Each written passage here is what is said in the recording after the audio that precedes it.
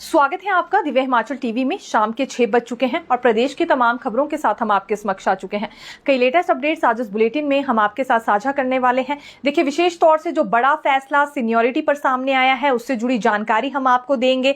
हालांकि इससे पहले भी कई फैसले सुनाए गए हैं, लेकिन इस बार हाईकोर्ट ने जिस मामले में ये डिसीजन सुनाया है उसमें एक और क्लैरिटी हो चुकी है, क्योंकि यहाँ कर्मचारियों की ओर से या सरकार की ओर से भी एक तर्क दिया जा रहा था। एक तरह से पेच फंसाने की कोशिश हो रही थी कि नियुक्ति की तिथि से वरिष्ठता का लाभ क्यों नहीं दिया जा सकता। तो उस पूरे मैटर पर भी यहां क्लैरिटी सामने आई है। बारीकी से बिल्कुल जानकारी हम आपके साथ साझा करने वाले हैं। दूसरी बात 1500 रुपए को लेकर करेंगे, क्योंकि एक तरह से मारा मारी औरतों में इसे लेकर देखने के लिए मिल रही है।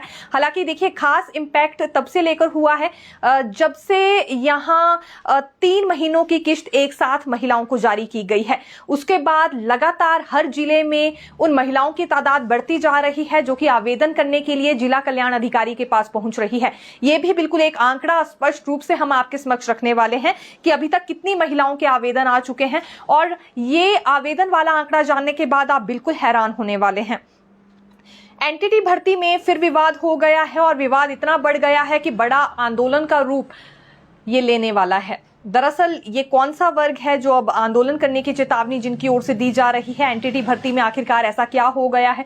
भर्ती प्रक्रिया की शुरुआत अभी तक हुई नहीं, ना कोई ऐसा प्रारूप तैयार किया गया है, लेकिन उससे पहले ही इतना ज्यादा विवाद आखिरकार क्यों हुआ है, ये भी अपडेट हम आपको देने वाले हैं। एक दफा फिर उपभोक्ताओं को बिजली पर सब्सिडी मिलने वाली है। हालांकि फैसला तो ये हुआ था कि 125 यूनिट जो निःशुल्क बिजली दी जा रही थी, अब ये सब्सिडी नहीं दी जाएगी, लेकिन उसके बावजूद भी अगले महीने सब्सिडी बिजली उपभोक्ताओं को मिलेगी। वजह इसके पीछे की क्या है, ये अपडेट हम आपको देंगे। लेकिन शुरुआत मौसम से करना चाहेंगे, क्योंकि मौसम विज्ञान केंद्र की ओर से जो प्रेडिक्शन जारी की गई है उसके मुताबिक 29 जुलाई से मॉनसून रफ्तार पकड़ने वाला है और 2 अगस्त तक येलो अलर्ट जारी किया गया है। लेकिन इसका कितना इंपैक्ट रहता है देखेंगे। अभी पूरी तरह से सूखा पड़ गया है, बागवान हताश हैं, काफी निराश चल रहे हैं, क्योंकि इस बार फसलों के लिए मौसम उनका बिल्कुल भी साथ देता हुआ नजर नहीं आ रहा है। देखिए, पेरिस ओलंपिक में मन्नू भाकर ने इतिहास रच दिया है। ये हरियाणा से संबंधित है, 22 वर्षीय उम्र बताई जा रही है, और पेरिस ओलंपिक में पहला पदक ये भारत के लिए लेकर आए हैं। प्रधानमंत्री नरेंद्र मोदी ने भी इनकी इस जीत के लिए इन्हें बधाई दी है, और निशानेबाजी में ये पहला पदक इन्होंने जीता है। तो ये अच्छी अपडेट कहना चाहेंगे, क्योंकि पूरे भारत में आज इनका गुणगान किया जा रहा है। पूरे भारत को इन्होंने गर्वान्वित महसूस करवाया है। अंतर्राष्ट्रीय मिंजर मेले की शुरुआत हो गई है। ये चंबा नगर परिषद की ओर से ही तैयारियां की जाती है, और आज भी बिल्कुल ऐसा ही हुआ। दरअसल ये शोभा यात्रा निकाली गई थी नगर परिषद कार्यालय से लक्ष्मी नारायण मंदिर तक। और अच्छी बात यह है, जो बड़ी जानकारी है, राज्यपाल श्री प्रताप शुक्ल पहुंचे थे शिरकत करने के लिए। उन्हीं के द्वारा पूजा अर्चना करवाई गई। पहले भगवान रघुवीर को ये मिंजर अर्पित किया गया, और उसके बाद फिर मेले की भी अब शुरुआत हो गई है। इस बीच राज्यपाल श्री प्रताप शुक्ल ने वहां के लोगों को बधाई दी है, और साथ ही साथ कामना की है कि हिमाचल प्रदेश और ज्यादा फले फूले। विधानसभा अध्यक्ष कुलदीप सिंह पठानिया भी इस दौरान मौजूद रहे, और सदर विधायक नीरज नैयर भी मौजूद रहे। डलहौजी के विधायक भी इस मौके पर वहां मौजूद थे। इस खास मौके पर अधिकतर लोग और अधिकतर नेता वहां पहुंचे हुए थे, क्योंकि हर किसी को चंबा के मिंजर मेले का देखिए इंतजार रहता है। अंतर्राष्ट्रीय मेला है, वहां के लोगों में तो उत्सुकता होती ही है, लेकिन ऑल ओवर हिमाचल के लोगों में इस मेले पर जाने की उत्सुकता बनी रहती है। देखिए, एचपीएमसी ने 185 सेंटर खोल लिए हैं। हालांकि ये आंकड़ा बताया जा रहा है कि 185 से भी ज्यादा कलेक्शन सेंटर खोले गए हैं। पहले बागवानों से सेब खरीदे जाएंगे, फिर इन्हीं सेंटर्स में रखे जाएंगे। इसके लिए कर्मचारियों को वहां तैनात भी कर दिया गया है, सुरक्षा को मद्देनजर रखते हुए। आप सभी जानते होंगे, कई तरह के सेब उत्पाद तैयार किए जाते हैं एचपीएमसी की ओर से। इसे लेकर ही यहाँ पर ये सेंटर्स तैयार हुए हैं, ताकि लंबे समय तक स्टोर किया जा सके सेब। इन 185 सेंटर्स में तैयारियां पूरी हो चुकी हैं। इससे पिछले साल 84 करोड़ का सेब खरीदा गया था बागवानों से एचपीएमसी की ओर से, और टारगेट इस बार ये रखा है कि ज्यादा खरीद सेब की होने वाली है, यानी कि 84 करोड़ से ऊपर की खरीद इस बार करने वाला है एचपीएमसी। खैर, ऐसा होता है या नहीं ये बिल्कुल हम देखने वाले हैं। फिलहाल यूनिवर्सल कार्टन को लेकर भी क्योंकि बवाल मचा हुआ है, कुछ जगहों पर आड़ती परेशान है तो कुछ एक जगहों पर लदानी यहाँ नाराजगी जता रहे हैं और बागवानों की ओर से भी फिलहाल कुछ ऐसी ही शिकायतें की जा रही हैं। उनका कहना है कि एचपीएमसी की ओर से जो ये यूनिवर्सल कार्टन दिया जा रहा है वो काफी ज्यादा महंगा है और एचपीएमसी का ये कहना है कि उसकी क्वालिटी काफी ज्यादा हाई है, इस वजह से ये महंगा है। लेकिन ये छोटे बड़े विवाद किस तरह से थम पाते हैं और इस बार का सेब सीजन कैसा रहता है ये हम देखेंगे। पिछली बार जो 84 करोड़ की खरीद की गई थी एचपीएमसी की ओर से, बागवानों से जो सेब खरीदा गया था उसकी अदायगी भी पूरी तरह से बागवानों को हो चुकी है, ये दावा किया जा रहा है एचपीएमसी की ओर से। और 12 रुपए प्रति किलो एमआईएस के तहत ही इस बार भी सेब खरीदा जाएगा, ये फैसला हो चुका है। उपमंडल करसोग में एक बड़ा हादसा पेश आया है। दरअसल ये करसोग से 20 किलोमीटर की दूरी पर एक सड़क अनियंत्रित होकर खाई में जा गिरी और जो सवार चालक था उसकी मृत्यु हो गई है। ये दुर्घटना केलोधर सड़क से मनशाना के पास पेश आई है। इसकी जानकारी पंचायत के प्रधान की ओर से पुलिस को दी गई। पुलिस ने कब्जे में शव को ले लिया है और इसका पोस्टमार्टम भी किया जा रहा है। फिलहाल फौरी राहत के तौर पर परिजनों को 25,000 रुपए की राशि दे दी गई है। ये दर्दनाक हादसा कहना चाहेंगे जो कि करसोग में सामने आया है। पर्यटकों पर देखिए एक बड़ा आदेश हाईकोर्ट की ओर से दिया गया है। दरअसल लगातार इस तरह की शिकायतें सामने आ रही थी कि जो पर्यटक हैं वो कूड़ा कचरा फैला रहे हैं। कुल्लू मनाली जैसे पर्यटन स्थलों की बात करें तो वहां हर ओर अब कचरा देखने के लिए मिलता है, जगह जगह प्लास्टिक की बॉटल्स फेंकी हुई होती हैं, जिस वजह से कई याचिकाएं अभी कोर्ट में भी दायर की गई हैं स्थानीय लोगों की ओर से। ऐसी ही एक याचिका में सुनवाई हुई है जिसके बाद फैसला सुनाया है कोर्ट ने कि जितने भी पर्यटक आएंगे अब उनके लिए अनिवार्य होगा अपने वाहन में वो एक बैग रखे, ये गार्बेज बैग होगा, जो भी कूड़ा कचरा उनकी ओर से बनेगा उसी में डाला जाएगा, बजाय इसके कि हिमाचल प्रदेश के पर्यटन स्थलों में इधर उधर फेंक दिया जाए। और इसके लिए सरकार को आदेश जारी किए गए हैं कि एक टास्क फोर्स का गठन भी उन्हें करना होगा। टास्क फोर्स में पर्यटन विकास निगम, वन विभाग, गैर सरकारी संगठन और अन्य हितधारक संस्थाओं को जोड़ने की बात हुई है। ये ध्यान भी रखेंगे, निगरानी भी रखेंगे और पर्यटकों को अवगत भी करवाएंगे कि हाईकोर्ट का ये फैसला है।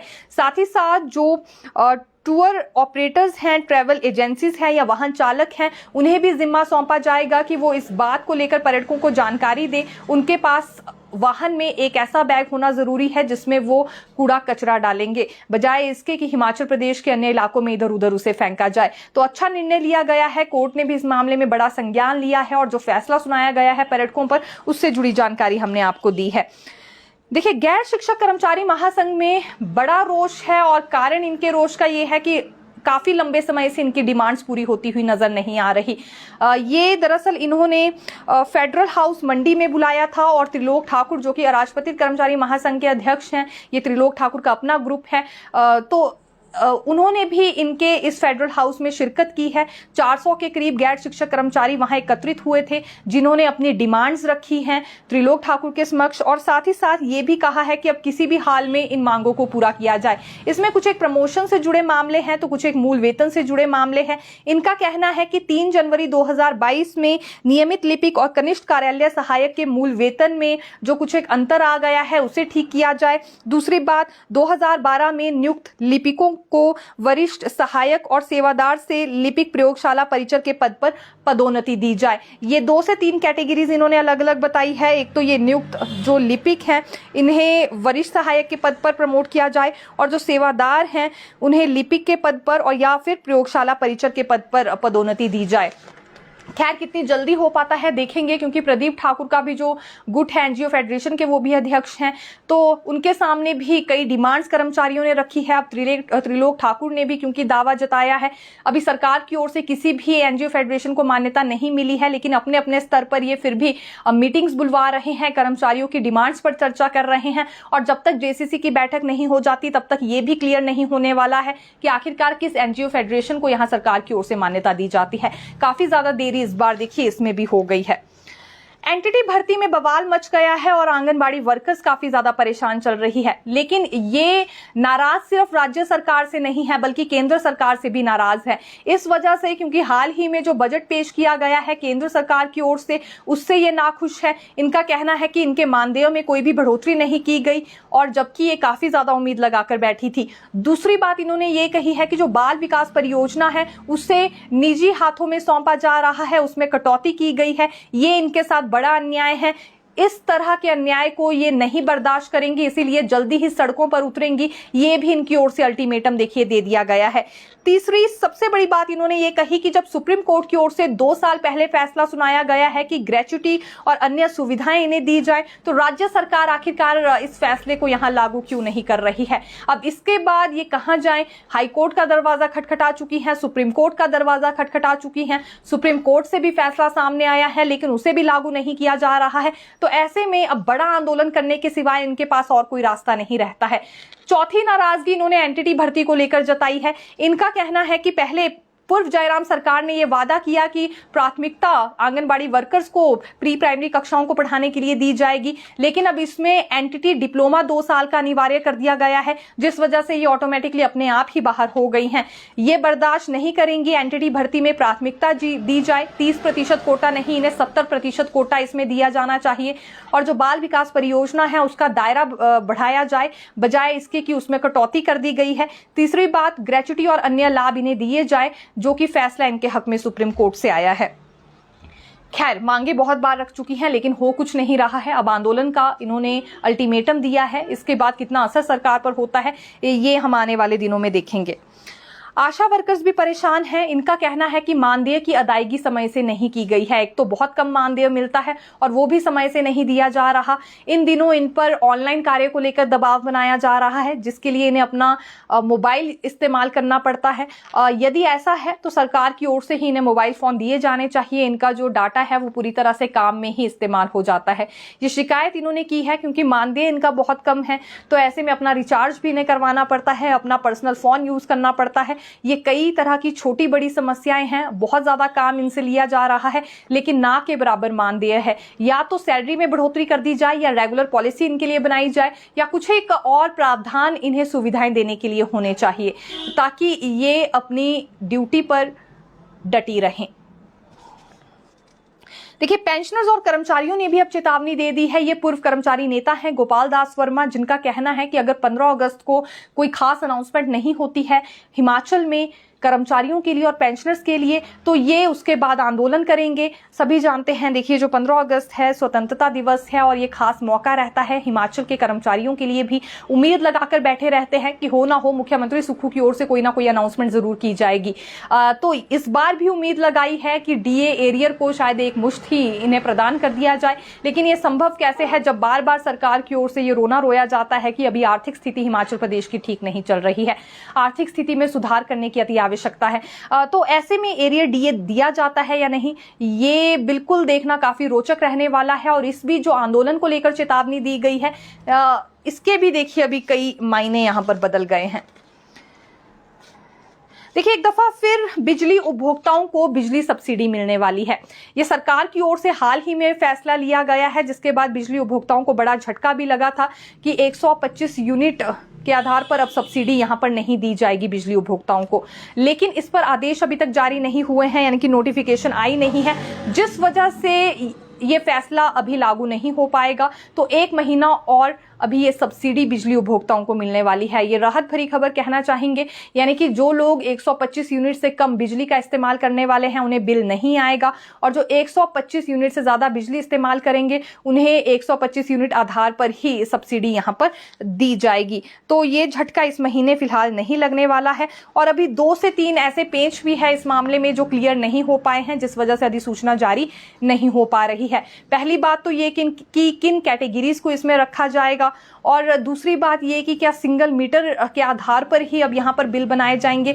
तमाम ऐसे मसले हैं जो अभी तक अधिकारियों के पल्ले भी नहीं पड़ रहे हैं, जिस वजह से डिस्कशंस ही चल रही हैं। तो अधिसूचना जारी होने में अभी थोड़ा सा समय और लग सकता है। जब तक ऑर्डर्स जारी नहीं होंगे तब तक सब्सिडी प्रदान करनी होगी हिमाचल वासियों को। 125 यूनिट निःशुल्क बिजली तब तक देनी होगी। देखिए, मुख्यमंत्री सुखविंदर सिंह सुक्खू आज शिमला नहीं लौटे हैं। ये दिल्ली से चंडीगढ़ तक जरूर पहुंच गए हैं, लेकिन शिमला नहीं आ पाए क्योंकि मौसम खराब है, जिस वजह से इनका चॉपर उड़ान नहीं भर पाया। और डिप्टी सीएम मुकेश अग्निहोत्री भी दिल्ली पहुंच गए हैं। अगले कल ही जल शक्ति मंत्रालय में जाकर ये भी केंद्रीय मंत्री से मुलाकात करने वाले हैं। कुछ बड़ी सौगातें हिमाचल प्रदेश के लिए ला सकते हैं जल शक्ति विभाग से जुड़ी।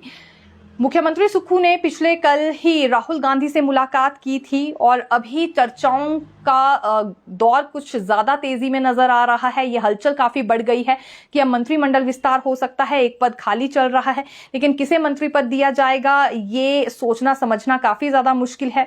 बड़ी चर्चाएं अभी हो रही हैं। दूसरी बात, निगम और बोर्ड में भी तकरीबन 6 से 8 पद खाली चल रहे हैं। इन ताजपोशियों को करने में वैसे ही काफी ज्यादा लेट लतीफी हो गई है और अब और ज्यादा देरी ना बढ़ती जाए, ये सुझाव पहले भी कांग्रेस प्रदेश अध्यक्ष प्रतिभा सिंह की ओर से दिया गया है।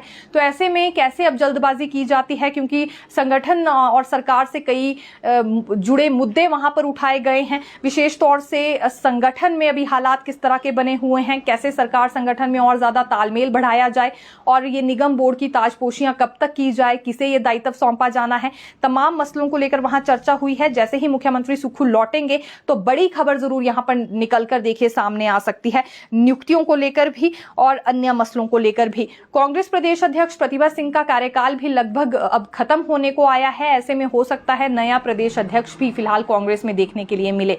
तो जैसा कि हम कह रहे हैं, बड़े मसले हैं और कई तरह की चर्चाएं हो रही हैं। फिलहाल इन सवालों का क्या जवाब मुख्यमंत्री सुक्खू देते हैं, ये बिल्कुल हम देखने वाले हैं। देखिए, 1500 रुपए के लिए मारामारी पूरी तरह से हो गई है। हालांकि अभी तक 48,000 महिलाएं ऐसी हैं जिन्हें यह लाभ दे दिया गया है, सरकार की ओर से आंकड़ा रखा जा रहा है। आवेदनों की संख्या उसके बाद काफी ज्यादा बढ़ गई जब महिलाओं के खाते में 3 महीनों की किश्त एक साथ आ गई 4500 के रूप में।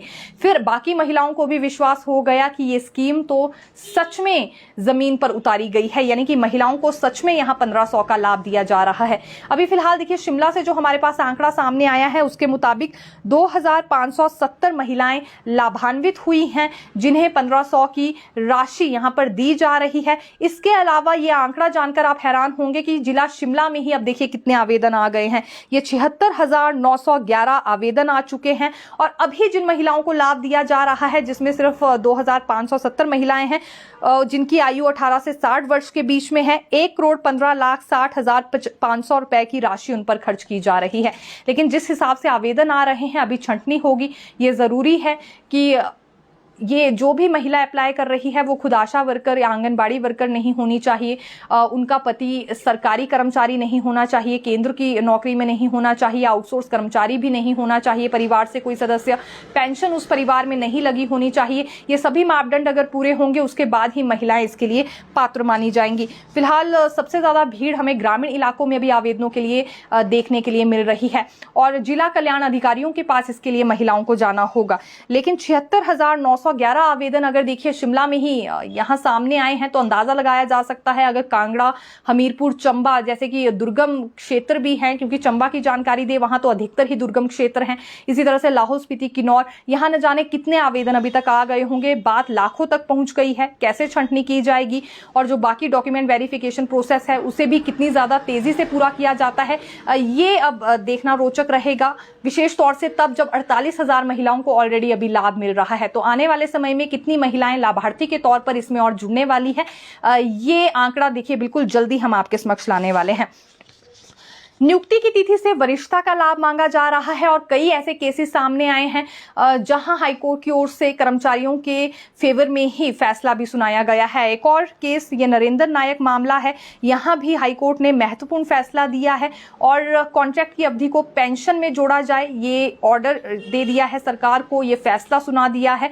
साथ ही साथ सीनियरिटी और अन्य लाभ, फिर चाहे प्रमोशन से जुड़े हैं, अन्य वित्तीय लाभ है, वो भी दिए जाए इस कर्मचारी को। ये बात यहां हाईकोर्ट की ओर से स्पष्ट तौर पर रखी गई है। लेकिन अब देखिए इसमें नई क्लैरिटी क्या हुई है, वो ये है कि जब प्रारंभिक नियुक्ति हुई हो, मान लीजिए अगर पूरे नियमों के तहत उस व्यक्ति की नियुक्ति नहीं हुई थी लेकिन नियमित होने तक उसने सभी नियमों का पालन किया हो, तो ऐसे में वो भी हकदार होगा नियुक्ति की तिथि से वरिष्ठता का लाभ पाने के लिए।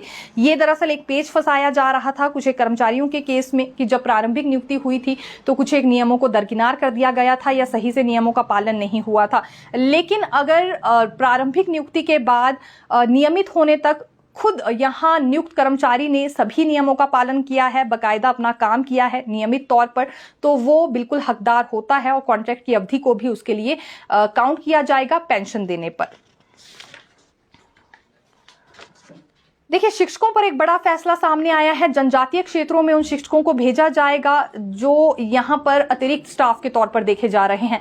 अब शिमला सिटी की बात करें, बहुत सारे सरकारी स्कूल हैं, सरप्लस स्टाफ हो गया है, एक एक विषय पढ़ाने के लिए 3-3 टीचर्स हैं।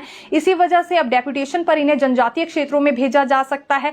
शिक्षा में सुधार किया जाएगा, लेकिन ये तो तभी संभव है जब स्कूलों में पढ़ाने वाले शिक्षक भी मौजूद रहेंगे। और ये सबसे ज्यादा समस्या ग्रामीण इलाकों में देखने में आती है, वहां बहुत ज्यादा शिक्षक स्टाफ की कमी चल रही है, जिस वजह से ये फैसला हो गया है कि बहुत सारे शिक्षकों को अब जनजातीय क्षेत्र में जाकर अपनी सेवाएं देनी होगी। इसके लिए नई पहल ये है कि जो जिला उपायुक्त है उन्हें भी इसमें शामिल किया गया है। जैसे चंबा की बात करें या कांगड़ा की जानकारी दे, किन्नौर, लाहौल स्पीति, वहां पर डीसी की भी ये जिम्मेदारी रहेगी कि वो समय समय पर जाकर स्कूल में चेकिंग करे कि वहां पर नियमित स्टाफ है या नहीं है, शिक्षक रोजाना छात्रों को पढ़ाने के लिए पहुंच रहे हैं या नहीं। दूसरी बात ये, क्योंकि शिक्षा सचिव ने शिक्षा निदेशक को भी आदेश जारी कर दिए हैं कि एक लिस्ट तैयार की जाए किन स्कूलों में डेपुटेशन पर भेजने की आवश्यकता है शिक्षकों को, तो अब इसकी मॉनिटरिंग खुद भी यहां उच्च शिक्षा निदेशक डॉक्टर अमरजीत शर्मा कर रहे हैं। तो ये बड़ी जानकारी कहना चाहेंगे जिला उपायुक्त को भी, क्योंकि अब इस योजना का हिस्सा बनाया गया है। उन्हें भी अब अपने क्षेत्र में, जो उनके दायरे में क्षेत्र आता है, वहां हर स्कूल पर चेकिंग रखनी होगी कि कोई परेशानी तो छात्रों के समक्ष नहीं आ रही है या शिक्षकों की कमी से तो वहां पर छात्र कहीं गुजर नहीं रहे हैं। देखिए, एचईएस की मुख्य परीक्षा होनी है, लेकिन इसके लिए आवेदन नहीं किया जा सकेगा। कारण ये है, जो साइट है वो ठप पड़ गई है और अभी इसे दुरुस्त करने में थोड़ा सा समय लगेगा। तकनीकी खामी दरअसल इसमें हो गई है, तकनीकी खामी के चलते अभी लिंक ओपन नहीं हो पाएगा। जैसे ही वेबसाइट ठीक होती है तो लिंक ओपन हो जाएगा। ये प्री एग्जाम था जो कि कुछ एक अभ्यर्थियों की ओर से दिया गया था। अब मुख्य परीक्षा के लिए आवेदन ये करना चाहते होंगे, लेकिन संभव नहीं है। एचएस की परीक्षा के लिए ये जानकारी देखिए लोक सेवा आयोग की ओर से दी गई है और ये भी कहा है कि वो बिल्कुल टच में रहे। लोक सेवा आयोग की वेबसाइट पर ये जानकारी डाल दी जाएगी जैसे ही लिंक ओपन होने वाला होगा। तो फिलहाल के लिए यही जानकारी, फिर मिलेंगे नई खबर के साथ। देखते रहिए दिव्य हिमाचल टीवी। धन्यवाद।